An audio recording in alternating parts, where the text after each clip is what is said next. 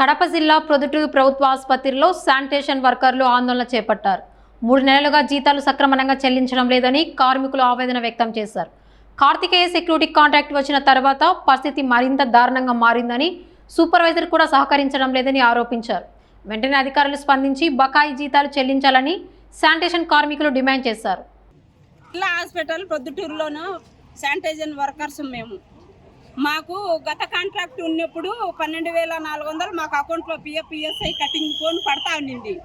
ఇప్పుడు Karthikeya security contract వచ్చిన తర్వాత మాకు ఆ పెరిగిన జీతాలు కాక మళ్ళీ వచ్చే పాత జీతంలో కూడా అంత మాత్రం కూడా లేకోకుండా 11,700తో మాకు జీతం, ఆ జీతాలు కూడా రాక ఇప్పుడు మళ్ళీ 3 నెలలు జరిగింది. మాకు ముందు వచ్చిన జీతాల ప్రకారం కూడా మాకు జీతం రాలే, అది మా బాధ.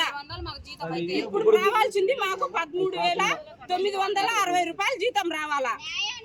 ఈ జీతానికి ఆ సూపర్వైజర్ కు ఏం సంబంధం? ఈ సూపర్వైజర్ ని పెట్టిండు. సూపర్వైజర్ మేము ఇంత లెక్కలు పోయి తిరుగుతున్నా కానీ ఒక్కసారి కూడా సూపర్వైజర్ కాంట్రాక్ట్ ని పిలినప్పలే మాట్లాడిలా, కాంట్రాక్ట్ కు సూపర్వైజర్ చెప్పలే.